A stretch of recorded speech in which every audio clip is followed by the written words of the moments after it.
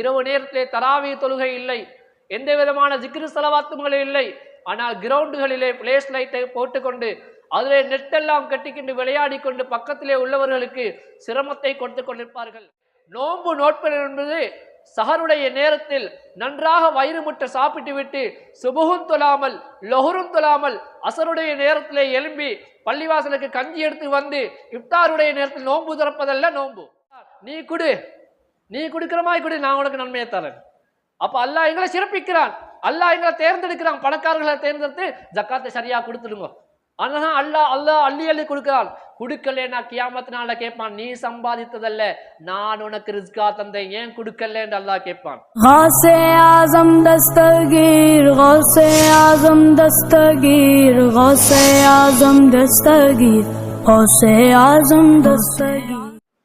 எல்லாம் வல்ல அல்லாஹ்வின் பேரருளும் கண்மணி நாயகம் ரசூலுல்லாஹி ஸல்லல்லாஹு அலைஹி வஸல்லம் அவர்களுடைய நல்லாசையும் நம் அத்தனை பேர் மீதும் என்றும் நிலைத்திருக்கட்டுமாக.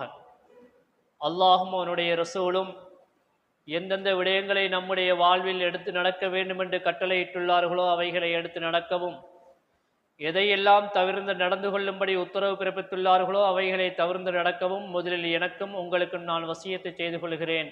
அல்லாஹ் தௌஃபீக் செய்வனாக.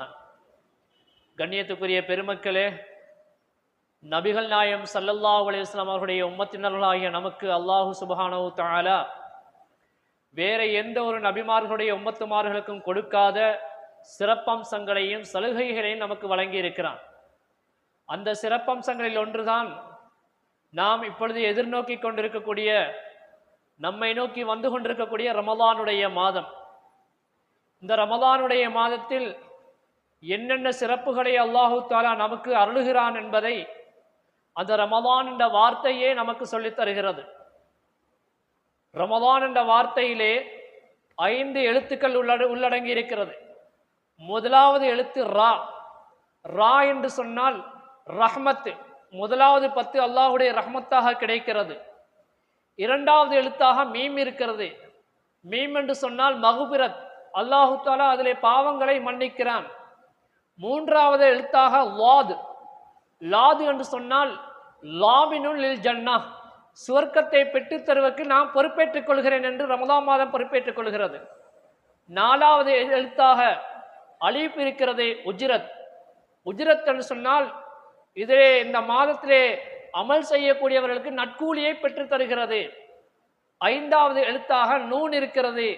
நூன் என்று சொன்னால் நஜாத்தும் மினன்னார், நரகத்தை விட்டு விடுதலை பெற்று தருகிறது என்பதை இந்த ரமலான் என்ற வார்த்தை அந்த மாதத்தில் அமல் செய்யக்கூடிய மக்களுக்கு என்னென்னலாம் கிடைக்கிறது என்பதை சுட்டி காட்டுகிறது. எனவே இந்த மாதம் நம்மை நோக்கி வந்து கொண்டிருக்கிறது. நாம் அதை அடைந்து கொண்டால் அதிலே நான் நோன்பு நோக்க வேண்டும். எதற்காக என்று சொன்னால் அல்லாஹ் குர்ஆனிலே சொல்கிறான், யா அய்யுஹல்லதீன ஆமனு குத்திப அலைக்குமுஸ் ஸியாமு கமா குத்திப அலல்லதீன மின் கப்லிக்கும் லஅல்லக்கும் தத்தகூன். மோமின்களே, உங்களுக்கு முன்னால் இருந்தவர்களுக்கு நோன்பு கடமையாக்கப்பட்டது போல் உங்களுக்கும் நோன்பு கடமையாக்கப்பட்டிருக்கிறது. காரணம் என்ன தெரியுமா? லஅல்லக்கும் தத்தகூன், நீங்கள் தக்குவாதாரியாக ஆகுவதற்காக, உள்ளச்சம் உள்ளவர்களாக ஆகுவதற்காகத்தான் உங்களுக்கு நோன்பு கடமையாக்கப்பட்டிருக்கிறது என்பதை அல்லாஹ் சொல்கிறான். ஏனென்று சொன்னால் அல்லாஹ் குர்ஆனிலே இன்னொரு இடத்தில் சொல்கின்ற பொழுது, வமன் யத்தகில்லாஹ யஜ்அல் லஹு மஹ்ரஜன் வயர்ஸுகுஹு மின் ஹைஸு லா யஹ்தஸிப். யார் அல்லாஹு தஆலாவை பயந்து கொள்கிறாரோ அவருடைய கஷ்டங்கள், அவரை பிடித்திருக்கக்கூடிய பீடைகள் எல்லாம் அவரை விட்டு விரண்டோடிவிடும், வெளியாகிவிடும். அவருக்கு அல்லாஹ்விடத்திலிருந்து, அவர் அறியாத புறத்திலிருந்து அவருக்கு ரிஸ்க் வழங்கப்படும் என்று அல்லாஹ் சொல்கிறான். எனவே நம்முடைய கஷ்டங்கள் தீருவதற்காக, நமக்கு பிடித்த சோதனைகள் தீர வேண்டும் என்று சொன்னால் அல்லாஹ் சொல்கிறான், தக்வா என்ற வட்டத்துக்குள் வரும்படி அல்லாஹ் அழைக்கின்றான். தக்வா என்பதை நம்முடைய உள்ளத்தில் ஏற்படுத்திக் கொண்டால் அது நமக்கு பிடித்த எல்லா விதமான கஷ்டங்களையும் சோதனைகளையும் நீக்கிவிடும் என்பது அல்லாஹு தஆலாவுடைய வாக்குரிமையாக இருந்து கொண்டிருக்கிறது. எனவே நாம் தக்வா உள்ளவர்களா ஆக வேண்டும் என்பதற்காக, நாம் நரகத்தில் நுழைந்துவிடக் கூடாது என்பதற்காக, அல்லாஹுடைய ரஹமத்திலும் மௌபிரத்திலும் உள்நுழைந்து நாம் சுவர்க்கத்தை அடைந்து கொள்ள வேண்டும் என்று அல்லாஹ் ஆசைப்படுகிறான். எனவேதான் நாம் நரகத்திலிருந்து தப்பிக்கொள்வதற்காக அல்லாஹ் நமக்கு நோன்பை கடமையாக்கி தந்திருக்கிறான். நபிகள் நாயகம் ஸல்லல்லாஹு அலைஹி வஸல்லம் அவர்கள் சொன்னார்கள், அஸ்ஸௌமு ஜுன்னத்துன் கஜுன்னதி அஹதிக்கும் மினல் கிதால். நோன்பு என்பது ஒரு கேடயமாக இருந்து கொண்டிருக்கிறது. யுத்த காலத்திலே எதிரிகள் வீசக்கூடிய வாழ்வீச்சுகள், அவர்கள் வீசக்கூடிய அம்புகள் நம்முடைய உடம்பிலே வைத்து தைத்து விடாமல் அதிலிருந்து காத்து கொள்வதற்காக எப்படி அந்த போராளி கேடயத்தை உபயோகித்துக் கொள்வாரோ அதே போன்றுதான் இந்த நோன்பு என்பது நாம் பாவங்களை செய்து விடாமல் இருப்பதற்காக, அனாச்சாரங்களை செய்யாமல் இருப்பதற்காக அல்லாஹு தாலா நமக்கு கேடயமாக தந்திருக்கிறான். எனவே அந்த கேடயத்தை பயன்படுத்திக் கொள்வது எங்களுடைய அறிவில் நின்றும் உள்ளதாக இருந்து கொண்டிருக்கிறது. அதை அப்படியே பராக்காகி விட்டுவிட்டால் அது நம்முடைய மடமைத்தனத்தை சுட்டி காட்டிவிடும். கண்ணியத்துக்குரிய இஸ்லாமிய பெருமக்களே, ரமலானுடைய மாதம் என்பது நாம் அமல் செய்வதற்காக தரப்பட்ட ஒரு மாதமே அல்லாமல் நம்முடைய வீணான விஷயங்களுக்காக தரப்பட்டது அல்ல. சில ஊர்களை பார்த்தோமே ஆனால் ரமலானுடைய மாதம் நெருங்கி வருவதாக இருந்தால் உடனே கடைகளுக்கு போவார்கள், அவர்களுக்கு தேவையான விளையாட்டு சாமான்களை எடுப்பார்கள். என்ன செய்வார்கள்? ரமலானுடைய மாதத்தை விளையாட்டு மைதானங்களை, கிரவுண்டுகளை ஹயாத்தாக்கி கொண்டிருப்பார்கள் விளையாட்டை கொண்டு. அல்லாஹ் எதை வேண்டாம் என்று சொன்னானோ அந்த மற்ற மாதங்களில் விளையாட்டாதெல்லாம் அந்த மாதத்திலே கொண்டு வந்து விடுவார்கள். இரவு நேரத்திலே தராவி தொழுகை இல்லை, எந்த விதமான ஜிக்ரு ஸலவாத்துகளும் இல்லை. ஆனால் கிரவுண்டுகளிலே பிளேஸ் லைட்டை போட்டுக்கொண்டு அதிலே நெட்டெல்லாம் கட்டிக்கொண்டு விளையாடி கொண்டு பக்கத்திலே உள்ளவர்களுக்கு சிரமத்தை கொடுத்து கொண்டிருப்பார்கள். கண்ணியத்துக்குரிய இஸ்லாமிய பெருமக்களே, நபிகள் நாயகம் ஸல்லல்லாஹு அலைஹி வஸல்லம் அவர்கள் மிம்பர் படியிலே ஏறுகின்ற பொழுது ஒரு தடவை 3 படிகளிலும் ஆமீன் சொன்னார்களே, பல தடவை கேட்டிருப்பீர்கள். இருந்தாலும் ஞாபகப்படுத்திக் கொள்கிறேன். சஹாபாக்கள் கேட்டார்கள், யா ரசூலல்லாஹ், வளமைக்கு மாற்றமாக மிம்பர் படியிலே ஏறுகின்ற பொழுது ஆமீன் ஆமீன் ஆமீன் என்று 3 தடவை சொன்னீர்களே, என்ன காரணம் என்று கேட்ட பொழுது நபிகள் நாயகம் ஸல்லல்லாஹு அலைஹி வஸல்லம் அவர்கள் சொன்னார்கள், நான் மிம்பரிலே ஏறுகின்ற பொழுது ஜிப்ரீல் அலைஹிஸ்ஸலாம் அவர்கள் வந்து சொன்னார்கள். முதலாவது படியிலே நான் கால் வைக்கின்ற பொழுது அவர்கள் சொன்னார்கள், யாருடைய தாயும் தகப்பனும் ஹயாத்தோடு இருந்து அல்லது அவர்களில் இருவரில் ஒருவர் ஹயாத்தோடு இருந்து அவர்களை சரியான முறையில் இவர்கள் கவனிக்கவில்லையோ அவன் நாசமாகட்டும் என்று சொல்லி பதுவா செய்தார்கள். நான் ஆமீன் சொன்னேன் என்றார்கள். இரண்டாவதாக சொன்னார்கள், ரமலானுடைய மாதம் வந்தும் யாருடைய பாவங்கள் மன்னிக்கப்படவில்லையோ அவனுக்கு கேடு உண்டாகட்டும் என்று சொன்னார்கள். நான் ஆமீன் என்று சொன்னேன் என்றார்கள். மூன்றாவதாக, என்னுடைய பெயர் சொல்லப்படுகின்ற பொழுது யார் ஸலவாத்து சொல்லாமல் இருக்கிறாரோ அவரும் நாசமாகி விட்டார் என்று சொன்னார். நான் ஆமீன் சொன்னேன் என்று நபிகள் நாயகம் ஸல்லல்லாஹு அலைஹி வஸல்லம் அவர்கள் நமக்கு எச்சரிக்கிறார்கள். எனவே கண்ணியத்துக்குரிய பெருமக்களே, வரக்கூடிய ரமலானுடைய மாதத்தை நாம் எவ்வாறு பயன்படுத்திக் கொள்ள வேண்டும் என்று சொன்னால், நம்முடைய தொழில் நேரம் போக மற்ற நேரங்களில் நாம் இபாதத்தோடு இருந்து கொள்ள வேண்டும். தொழில் செய்கின்ற நேரத்தில் கூட நம்மளால் முடிந்தால் சிறு சிறு சூறாக்களையோ அல்லது தஸ்பீஹாத்துகளையோ அல்லது ஸலவாத்துக்களையோ நாம் ஓதிக்கொள்ள வேண்டும்.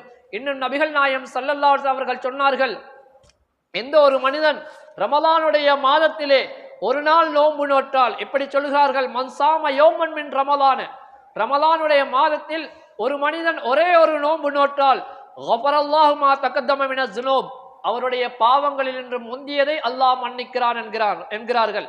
அடுத்ததாக சொல்கிறார்கள், ஃபைன் அத்தம்ம ரமலான, யார் அந்த ரமலானுடைய மாதம் முழுவதும் நோன்பு நோற்று அவர் நோன்பு நோற்றுக் கொள்கிறாரோ, லா யக்துபு அலைஹி அல் ஹௌலில் ஆகிர் மின் ஸன்பின், அதாவது அவருடைய பாவங்களை எதுவுமே இருக்காத அளவுக்கு அல்லாஹ் தஆலா அவரை மன்னித்து விடுகிறான்.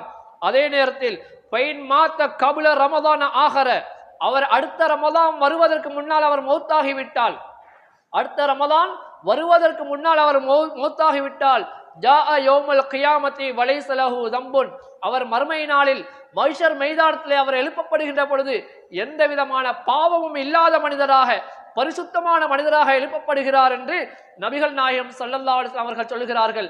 எனவே கண்ணியத்துக்குரிய பெருமக்களே, நோன்பு நோட்பது என்பது சஹருடைய நேரத்தில் நன்றாக வயிறு முட்ட சாப்பிட்டு விட்டு சுபுகும் தொழாமல் லொஹரும் தொழாமல் அசருடைய நேரத்திலே எழும்பி பள்ளிவாசலுக்கு கஞ்சி எடுத்து வந்து இஃப்தாருடைய நேரத்தில் நோன்பு திறப்பதல்ல நோன்பு.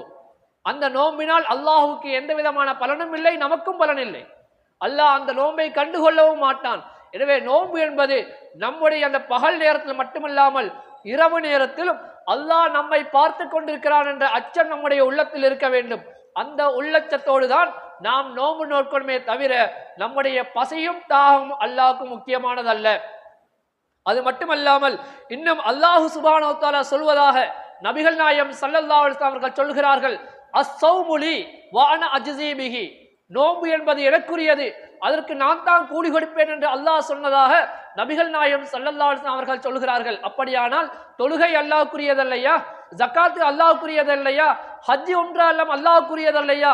எல்லாமே அல்லாஹ்வுக்குரியதுதான். ஏன் அல்லாஹ் நோன்பை மட்டும் சொன்னான் என்று சொன்னால், நாம் தொழுதால் அதை மற்றவர்கள் பார்க்கிறார்கள், நாம் ஜக்காத்து கொடுத்தால் மற்றவர்களுக்கு தான் கொடுக்கிறோம், அதை பெற்றுக்கொள்கிற பார்க்கிறார்கள், பெற்றுக் கொள்ளாதவர்களும் பார்க்கிறார்கள், கேள்விப்படுகிறார்கள். ஹஜ்ஜி உம்ரா செய்வதாக இருந்தால் சலாம் கொடுத்து விட்டு போகிறோம், நான் ஹஜ்ஜுக்கு போகிறேன், நான் உம்ராவுக்கு போகிறேன் என்று எல்லோருக்கும் சொல்லிட்டு போவோம், அதனால் எல்லோருக்கும் தெரிய வருகிறது. ஆனால் நோன்பு என்பது அப்படி அல்ல. சஹருடைய நேரத்தில் நாம் சாப்பிட்டு முடித்து விட்டோமே ஆனால் மக்ரிபுடைய நேரம் வரைக்கும் நம்முடைய உள்ளத்தை நாம் பக்குவப்படுத்தினோமா, பேணுதலோடு இருந்தோமா என்பது அல்லாஹ்வுக்கு மட்டும்தான் தெரியும், மனிதர்களுக்கு தெரியாது. மக்களிடத்தில் நான் சொல்ல முடியும், நான் நோன்பாளி, நான் இன்று நோன்பு வைத்திருக்கிறேன் என்று நாம வாயால சொல்ல முடியும். ஆனால் உள்ளத்தை பார்ப்பது அல்லாஹ். எனவே நமக்கு கிடைக்கக்கூடிய இந்த பாக்கியங்கள், அல்லாஹ் தரக்கூடிய இந்த பாக்கியங்கள் எல்லாம் நாம் நரகத்துக்கு போகக்கூடாது என்பதற்காக அல்லாஹ் தந்த ஒரு பெரிய ஒரு பாக்கியம். இதை நாம் விட்டுவிடக் கூடாது. எனவே ஒவ்வொரு மனிதனும், எல்லா மனிதனுக்கும் அல்லாஹ் மூளையை தந்திருக்கிறான். அந்த மூளையை வைத்து சிந்திக்கணும், நான் எதற்காக படைக்கப்பட்டேன், வீணான விடயங்களுக்காக நான் படைக்கப்பட்டேன், அல்லாஹுவை வணங்குவதற்காக அல்லாஹ் படைக்கப்பட்டேன், அல்லாஹுடைய கட்டளைக்கு அடிபடியவல்ல நான் படைக்கப்பட்டேன், ஏனென்றால் அவன் சொன்னதை நாம் செய்ய வேண்டும் என்பதுதான் நம்முடைய வேலை. அல்லாஹ் எவ்வளவு பெரிய ஆளாக இருந்தாலும் சரி, உலமாக்களாக இருந்தாலும் சரி, பெரிய பெரிய உஸ்தாதுமார்களாக இருந்தாலும் சரி, ஹாஜியார்மார்களாக இருந்தாலும் சரி, பெரிய பணக்காரனாக இருந்தாலும் சரி, எல்லோருமே அல்லாஹ்விடத்தில் வேலைக்காரன் தான். நாம செய்கிற வேலைக்கு அல்லாஹ் சம்பளம் தருகிறார், சுவர்க்கத்தை. நாம் செய்கின்ற வேலைக்கு, நாம் செய்கின்ற அமல்களுக்கு அல்லாஹ் நன்மைகளை தருகிறான். எனவே இந்த உலகத்தில் யாரும் நான் தான் பெரியாள், நான் அப்படிப்பட்டால், நான் இந்த படிப்பு படித்திருக்கிறேன், நான் அரசாங்கத்தில் இந்த பதவியில் இருக்கிறேன், நான் இவ்வளவு பெரிய சம்பளம் வாங்குகிறேன் என்று சொல்லி யாரும் பெருமையடைக்க முடியாது. அல்லாஹ்வுடைய முன்னிலையில் அத்தனை பேரும் பிச்சைக்காரர்கள் தான், அத்தனை பேர்களும் அல்லாஹ்வுடைய அடியார்கள் தானே தவிர நான் தான் பெரிய ராஜா அல்ல. கண்ணியத்துக்குரிய பெருமக்களே, இன்னும் சொல்வதா என்றால் நபிகள் நாயகம் ஸல்லல்லாஹு அலைஹி வஸல்லம் அவர்கள் சொன்னார்கள், இன்ன லிகுல்லி ஷைஇன் ஜகாத்தன் வ ஜகாத்துல் ஜஸதி அஸ்-ஸௌம். ஒவ்வொரு வஸ்துக்கும் ஜகாத் இருக்கிறது போல நம்முடைய உடம்புக்கு ஜகாத்து நோன்பு என்று சொன்னார்கள். ஏனென்று சொன்னால், நம்ம யாருக்கு ஜகாத் கடமையாக விட்டாரோ அவர் அவருடைய பொருளிலிருந்து ஜகாத் கொடுக்கின்ற பொழுது அவருடைய பொருளை அல்லாஹ் பரிசுத்தப்படுத்துகிறான், அதே போல அவருடைய உள்ளத்தையும் அல்லாஹ் பரிசுத்தப்படுத்துகிறான்.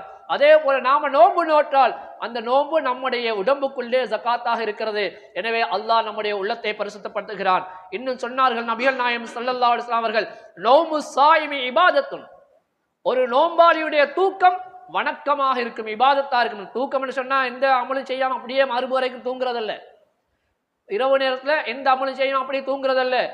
நோன்பாளியாக இருந்து கொண்டு நல்ல அமல்கள் செய்த களைப்பினால், அந்த டயர்ட் ஏற்பட்டனால் கொஞ்ச நேரம் தூங்குவது, அதுவும் அல்லாஹ் தஆலா வணக்கமாக எழுதுகிறான்.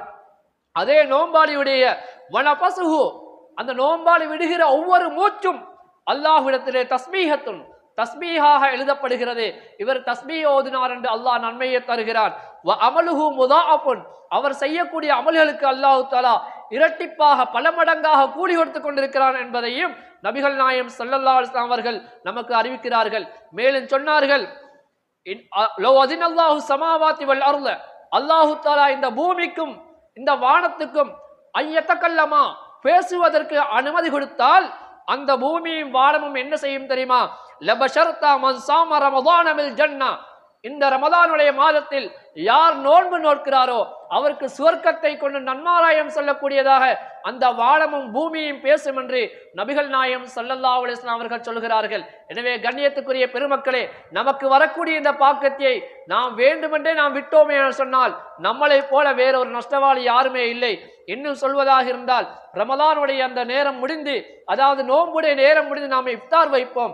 அந்த இஃப்தாருடைய நேரத்தை பற்றி நபிகள் நாயகம் ஸல்லல்லாஹு அலைஹி வஸல்லம் அவர்கள் சொல்வார்கள், அஸ்ஸாயிமு, நோன்பாளி என்பவர், இதா அஃப்தர, அவர் நோன்பை துறந்து விட்டால், அதாவது நோன்பு துறக்க வேண்டிய நேரத்தில் நோன்பு துறந்தால், சல்லத் அலைஹில் மலாயிகத்து ஹத்தா யஃபுருக, அவர் அந்த நோன்பு துறக்கின்ற நேரம் இருக்கிற ஈச்சப்பழத்தை வாயில வைப்பாரு, அந்த நேரத்திலிருந்து அந்த நோன்பை துறந்து விட்டு கஞ்செல்லாம் குடிச்சிட்டு எலும்புகின்ற வரைக்கும் அந்த மலக்குமார்கள் அந்த மனிதருக்காக பாவ மன்னிப்பு தேடிக்கொண்டிருக்கிறார்கள் என்று சொல்லி நபிகள் நாயகம் ஸல்லல்லாஹு அலைஹி வஸல்லம் அவர்கள் சொல்கிறார்கள்.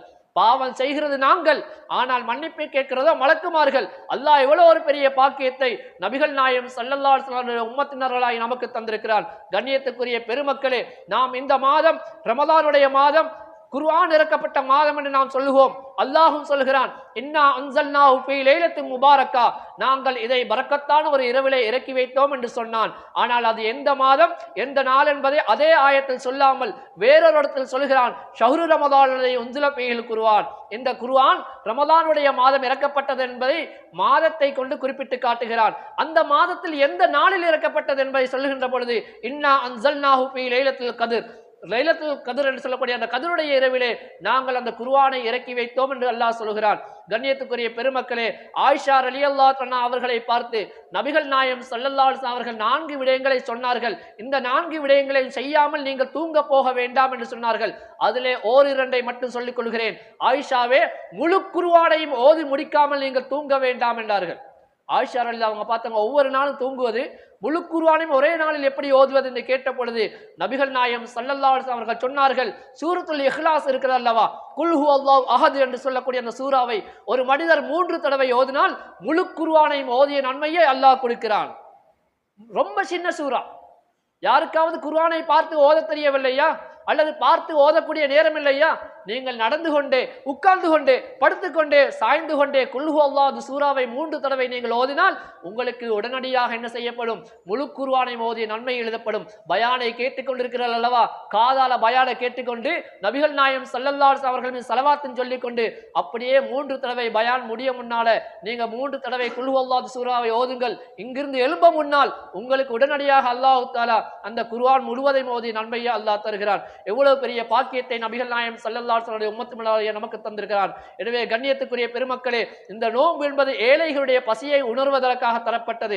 ஏழைகளுடைய பசியை உணர வேண்டும். நாம் அப்படி உணர்வதா இருந்தால் எப்படி உணர்வது? நிறைய பேர் நினைப்பார்கள், பகல் முழுக்க பசியோட தாகத்தோடு இருக்க வேண்டுமே, அதனால சஹர்ல நல்ல ஒரு கெட்டு கட்டுவோம் என்று சொல்லி அது இதெல்லாம் கொண்டு வந்து எல்லாம் வேண்டாம் என்று சொல்லவில்லை. நாம என்ன செய்யணும், ஓரளவுக்கு நாம உண்மையான நோன்பாளியா இருக்க வேண்டும் என்று சொன்னால் பகலிலும் நம்முடைய வயிறு பசியை உணர வேண்டும். பகலிலே தாகத்திலே இருக்க வேண்டும் என்று சொன்னால், ஏழைகளுடைய பசியை உணர வேண்டும் என்று சொன்னால் சஹருடைய நேரத்தில் நம்முடைய நோன்பை நாம் கட்டுப்படுத்த வேண்டும். ஆனா எனக்கு அப்படியா இருக்கிறது?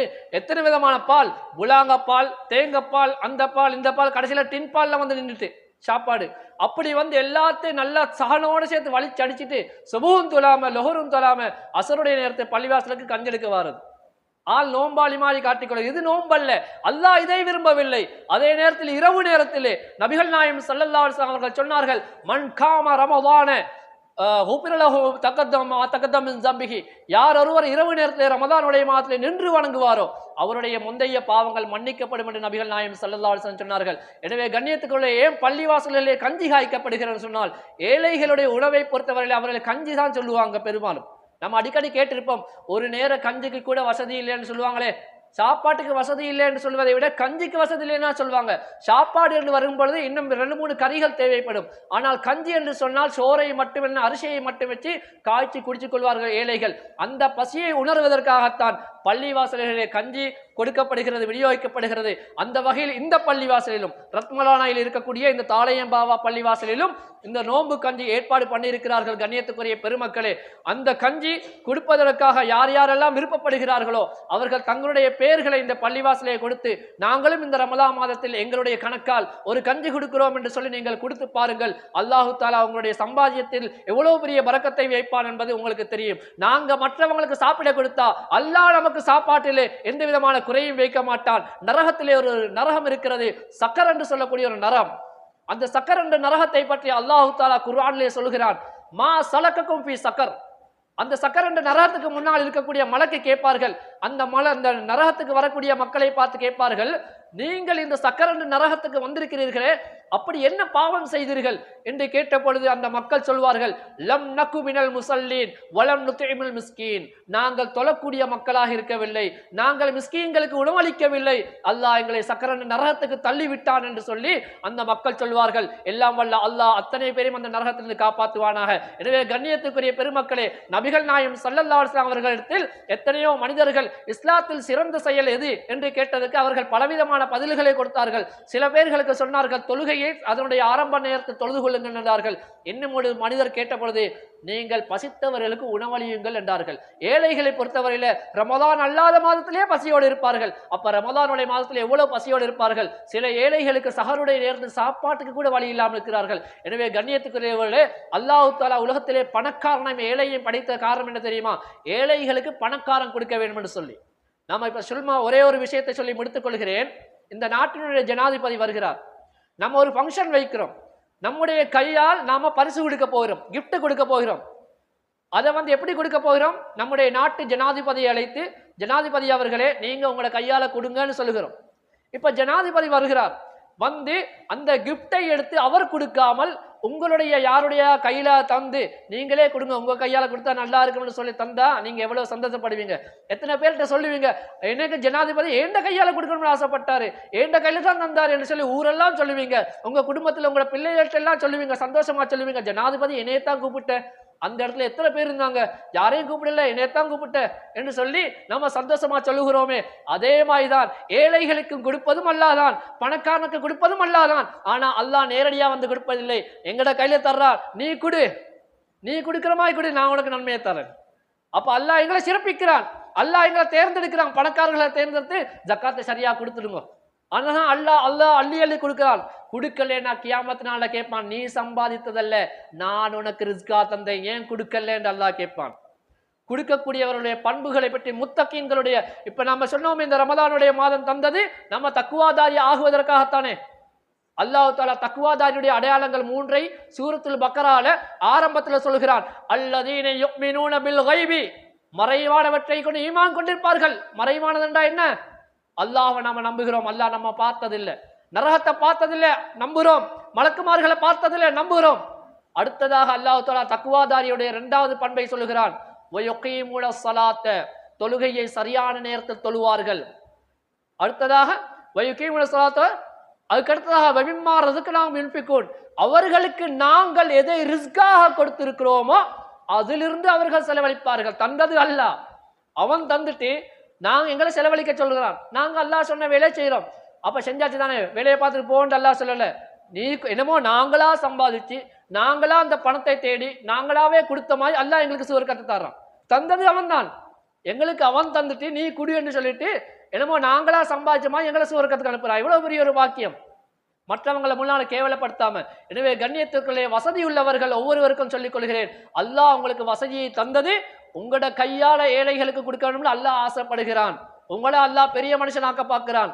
இந்த துன்யால நீங்க அல்லாஹுக்காக என்று சொல்லி எந்த விதமான பெருமையும் இல்லாம ஏழை மக்களுக்கு நீங்கள் கொடுத்தால், நாளை மறுமை நாளில் அல்லாஹு தஆலா நீங்கள் இதுவரைக்கும் பார்க்காத மக்கள் மத்தியில, நபிமார்கள் மத்தியில, சுஹதாக்கள், ஔலியாக்கள், சித்திகீன்கள் எல்லாம் இருக்கக்கூடிய அந்த மக்கள் மத்தியில, உலகத்துல வாழ்ந்த கஞ்சர்கள், லோபேனால வாழ்ந்தவர்கள் அத்தனை பேர் மத்தியிலையும் அல்லாஹ் உங்களை பெரிய மனுஷனாக்கி காட்டுவான். இவர் அள்ளி அள்ளி கொடுத்தாரு, அல்லாஹ் தான் கொடுத்துக்க விட்டான். ஆனா இவர் கொடுத்த மாதிரி அல்லாஹ் சொல்லுவான், இவர் அள்ளி அள்ளி கொடுத்தாரு, இவர் போறாரு சுவர்க்கத்துக்கு பாருங்கன்னு சொல்லி அல்லாஹ் அவர் சுவர்க்கத்துக்கு அனுப்புவான். அப்படி ஒரு பெரிய ஒரு பாக்கியத்தை அல்லாஹு தஆலா இந்த ரமதானுடைய மாதத்தில் நமக்கு வாய்ப்பாக தந்திருக்கிறார். எனவே கண்ணியத்துக்குரிய பெருமக்களே, வாய்ப்பை தவறவிட வேண்டாம். வரக்கூடிய ரமதானை பயன்படுத்திக் கொள்ளுங்கள். எல்லாம் வல்ல அல்லாஹு சுப்ஹானஹு தஆலா அந்த ரமதானுடைய மாதம் முழுவதும் உடல் ஆரோக்கியத்தோடு அத்தனை நோன்புகளை நோக்கக்கூடிய பாக்கியத்தை நமக்கு தருவானாக. அதிகமாக குர்ஆன் ஓதக்கூடிய பாக்கியத்தையும், நம்முடைய உயிரிலும் மேலான நபிகள் நாயகம் ஸல்லல்லாஹு அலைஹி அவர்கள் ஸலவாத் ஓதக்கூடிய பாக்கியத்தையும், அல்லாஹ் மீது திக்ர் செய்ய தஸ்பீஹ் செய்யக்கூடிய பாக்கியத்தையும், இன்னும் ஏராளமான சதகா ஜகாத்தில் கொடுக்கக்கூடிய பாக்கியத்தையும், இன்னும் என்னென்ன நல்லவர்கள் இருக்கிறதோ அதை அத்தனையும் செய்யக்கூடிய பாக்கியத்தை அல்லாஹ் எங்களுக்கும் உங்களுக்கும் தந்தருள் பாலிப்பானாக.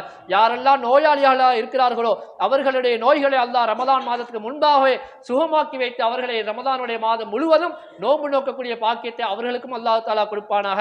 இன்னும் ஏழைகளுக்கு வாரி வாரி வழங்கக்கூடிய பணக்காரர்களுக்கு அல்லாஹ் இன்னும் அள்ளி அள்ளி கொடுப்பானாக. இன்னும் யாரெல்லாம் ஏழைகள் கஷ்டப்பட்டு கொண்டிருக்கிறார்களோ அவர்களுடைய கஷ்டங்களை அல்லாஹ் தஆலா நிவர்த்தி செய்து வைப்பானாக. யாரெல்லாம் கடனாளிகளாக இருக்கிறார்களோ அவர்களுடைய கடன்களை அல்லாஹ் தஆலா இல்லாமலாக்கி விடுவானாக. இன்னும் யாரெல்லாம் எங்களை விட்டு கபராளிகளாக இருக்கிறார்களோ அவர்களுடைய பாவங்களை அல்லாஹ் மன்னித்து கபர்களை விசாலமாக்கி மனமாக்கி வெளிச்சமாக்கி சுவர்க்கத்து வாழ்க்கையை கொடுப்பானாக. வஸல்லல்லாஹு வஸல்லம் அலா சய்யிதினா முஹம்மதின் வ அலா ஆலிஹி வ ஸஹ்பிஹி அஜ்மாயின் வல்ஹம்துலில்லாஹி ரப்பில் ஆலமீன். லா இலாஹா இல்லல்லாஹ், லா இலாஹா இல்லல்லாஹ், لا إله إلا الله لا إله